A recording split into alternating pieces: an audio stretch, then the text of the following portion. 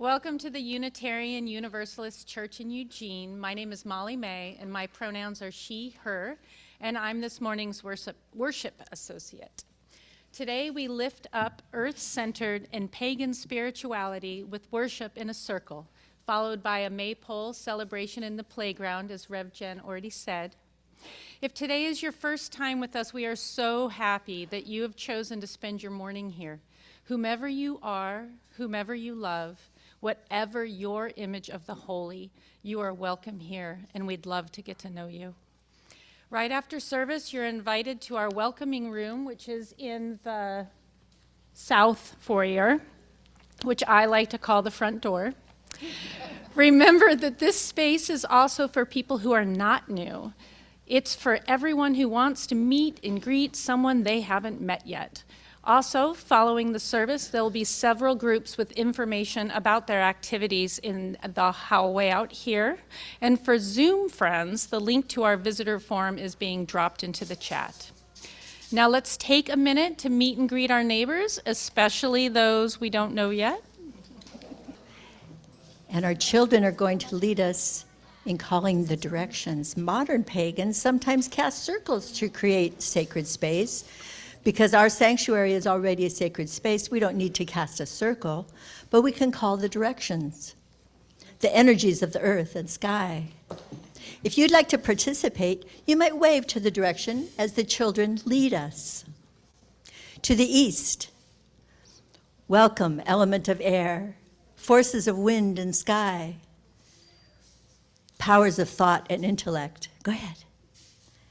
We ask for your presence, protection, and guidance today and always. To the south, welcome, element of fire, forces of creation and transformation, powers of creativity and drive. We ask for your presence, protection, and guidance today and always. To the west, welcome, element of water, forces of change and life, powers of emotion and sustenance. We ask for your presence, protection, and guidance today and always. To the north, welcome, element of earth, forces of fertility and stability, powers of foundation and structure. We ask for your presence, protection, and guidance today and always. To the powers of the moon, stars, and sky, we ask for your presence, protection, and guidance, and we are grateful.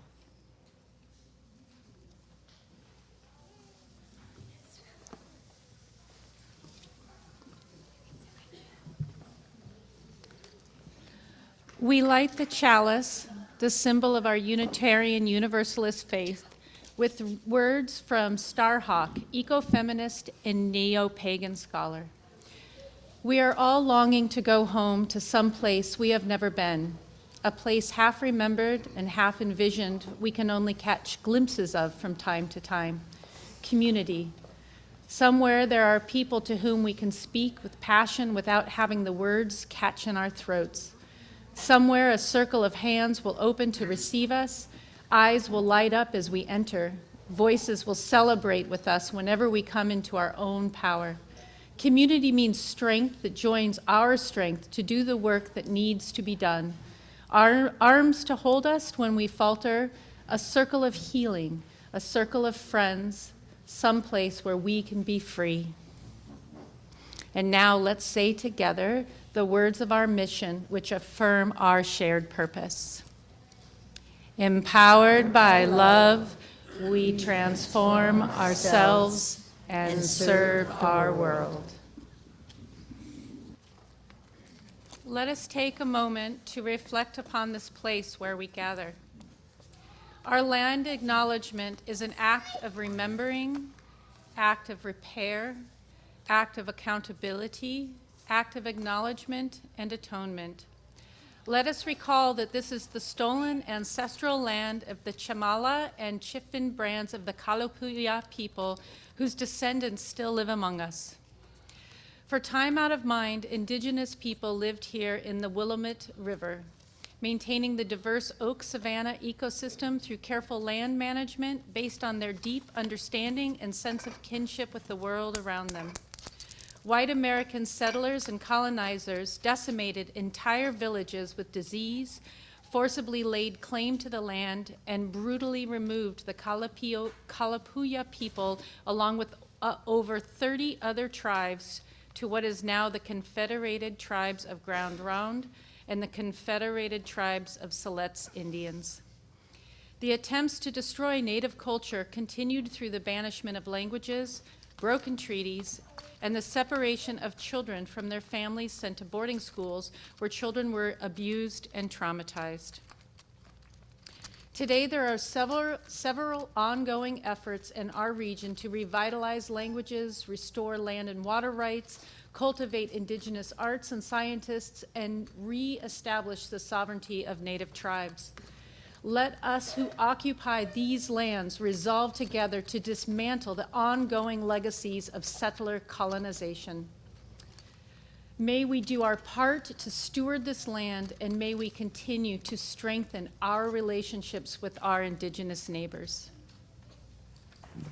I like it. What do you think? Yeah?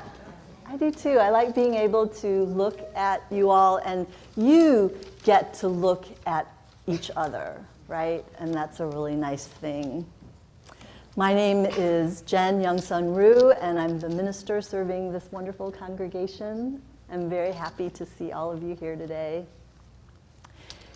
In 1997, the military base at Fort Hood in Texas became the first installation to provide a sacred space for pagan services for military members and their families.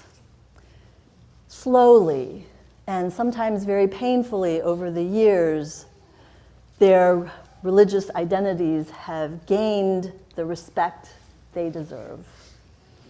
Within the last 20 years, VA cemeteries now allow the pentacle, which is the five-pointed star, to be placed on the headstone of pagans who have served our country.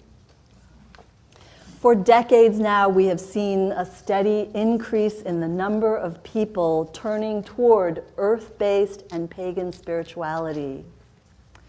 The Pew Research Center has counted all of the people, and in their most recent survey, they found that in America, there are just as many people who identify as Wicca and pagan as there are Presbyterians. Yeah. And they also predict that by the year 2050, the number of people turning toward earth-based and pagan spirituality will triple in number, while at the same time, the number of people turning to mainline Protestant religions will continue to go down. The term pagan is a very, very broad term and encompasses an incredibly broad range of spiritual ways.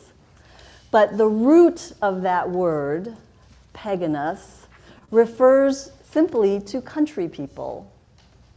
People who kept to the old ways instead of modernizing and adopting to the fancy city ways. It then became a derogatory term for someone who chose not to become a Christian. It's kind of like the term Unitarian. That was used as a derogatory term for someone who did not believe in the deity of Jesus.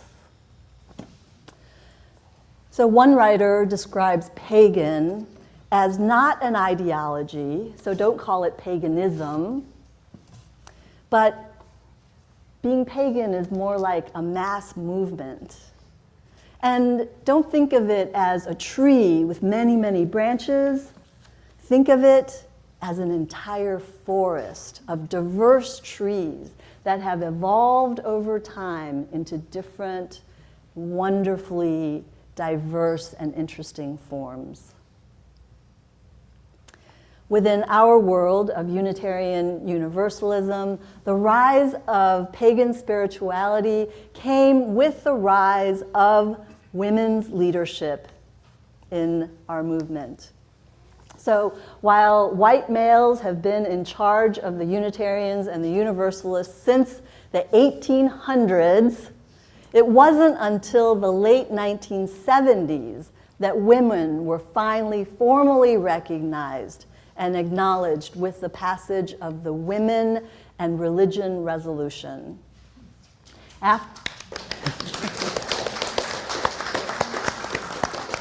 And there are many in this room who were part of that original movement. Very, very important to all of us. So after that, very, very quickly, the UUs organized the very first feminist theology convocation, where it is believed that the first public pagan ceremony occurred. The decade of the 1980s brought lots and lots of energy to our neo-pagan activities, and finally in 1985, CUPS was formed. CUPS is the Covenant of UU Pagans. This was also the year that the seventh principle was adopted.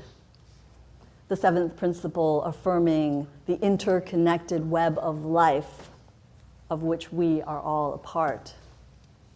Later, the sixth source was added, formally recognizing earth-centered religion as equally important as all the other five sources. And by the way, if you're not yet familiar with our principles or these sources that I'm talking about, out on the welcome table, we have them listed in these handy-dandy cards.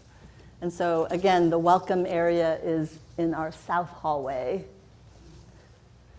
South, the direction of fire. Here at UUCE, we are in the process of becoming a formal chapter of CUPS.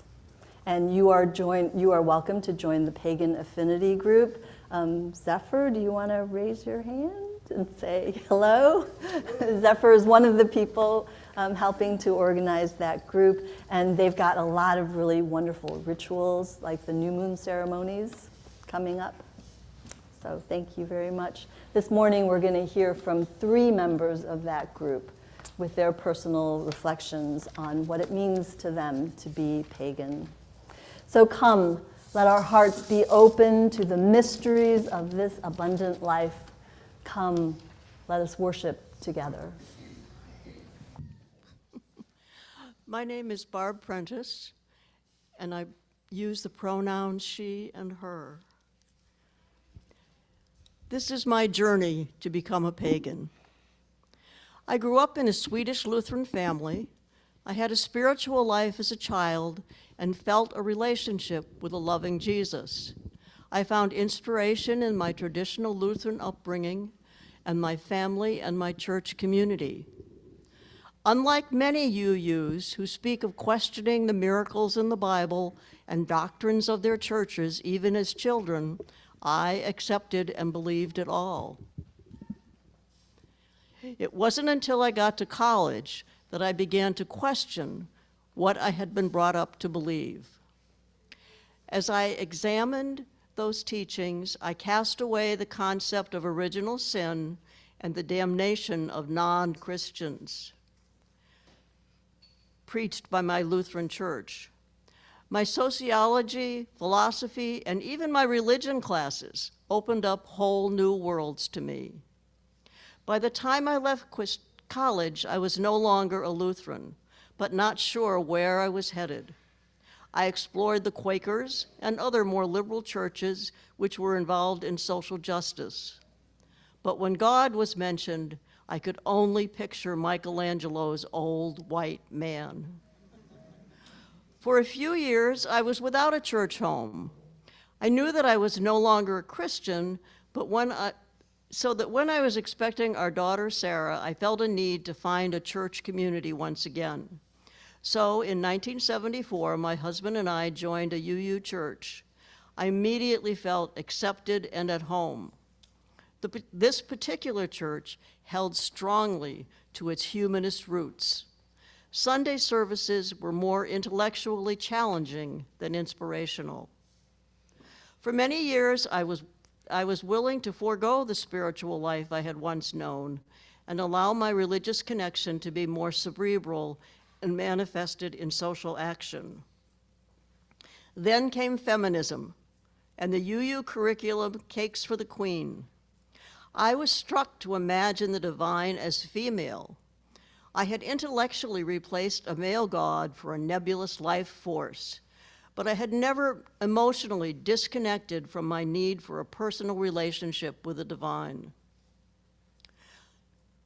It took time for me to replace that male image for a female one, but I was inspired by a newly formed women's spirituality group at my church. I related to the energy of the Earth Mother and the image of the threefold goddess, Maiden, Mother, Crone. I identified with that image and saw the three aspects of the goddess within myself. By identifying the divine as feminine, I have felt stronger, more connected to other people and the natural world. I have found a way to interpret my childhood experiences in a way that gives meaning, direction, and joy. The goddess and my women's group sustained me for 20 years. When I came to Eugene, I kind of lost some of this. I'm not a very good solo practitioner, so I'm delighted for the revival of a CUPS group at UUCE. I'm very happy to be involved with the Pagan Affinity group here, among other things. And though I was baptized Catholic, raised Episcopalian, none of that ever stuck. And as a teenager, began to read books about the occult and different Eastern traditions and philosophies. And still, none of that ever really stuck exactly, but I remained kind of a walking thin place, as it were, because I'm at the point now where I can say that the things I do as a neo-pagan, as an animist, as a polytheist, as a witch or witchy person, is guided by experience. And my experiences, the things that have happened to me that I haven't gone looking for, mostly, determines my belief. And it's kind of a laboratory. I act as if such and such a thing is true. What will happen? And so what I've come to is a devotional theurgistic practice with several different deities and different pantheons, plus ancestor work.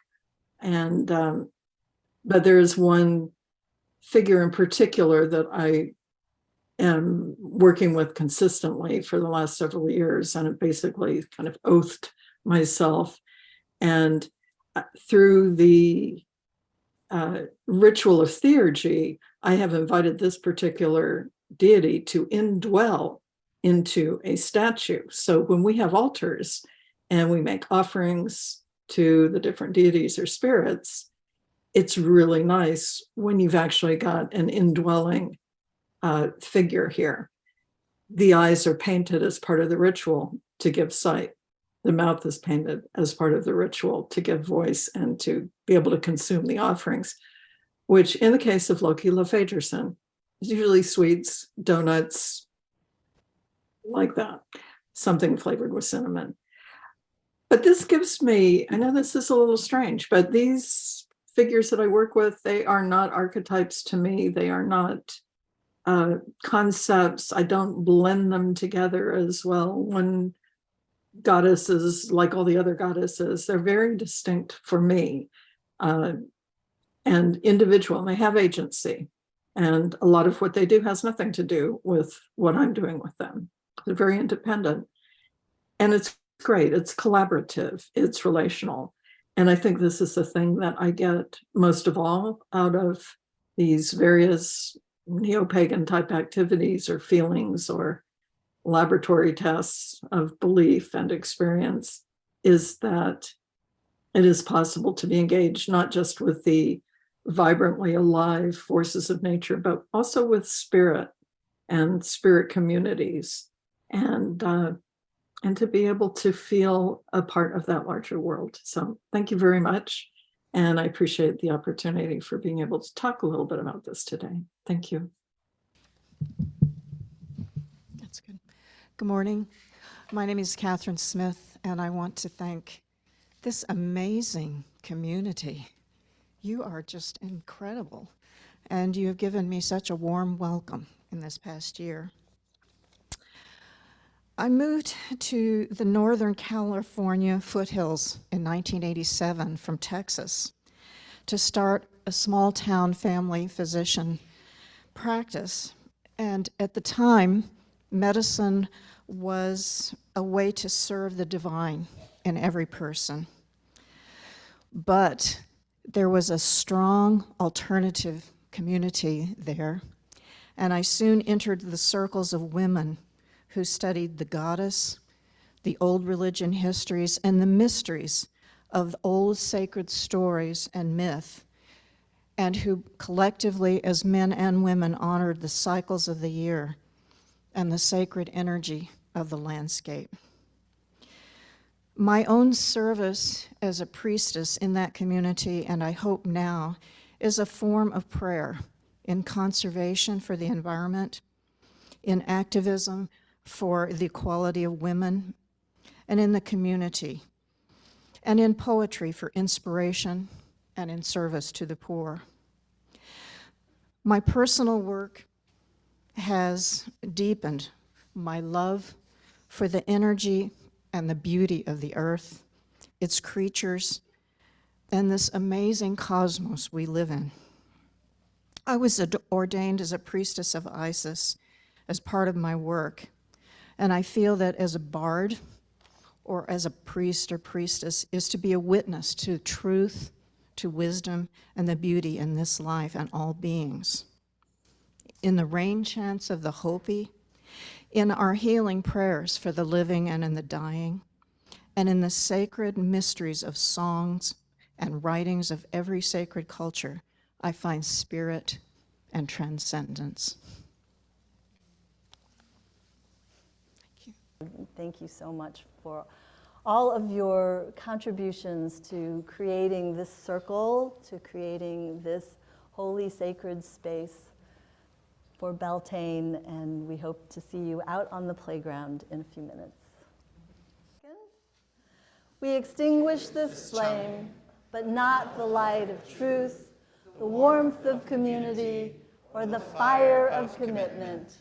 These we carry in our hearts until we are together again. And now we release the North. Thank you for being with us. Hail and farewell. And we release the spirit of the West. Thank you for blessing us. Hail and farewell. Spirit of the South, thank you for blessing us. Hail and farewell. Spirit of the East, thank you for being with us and blessing us. Hail and farewell. And to you, go in peace, my friends. Go in love. Blessed be.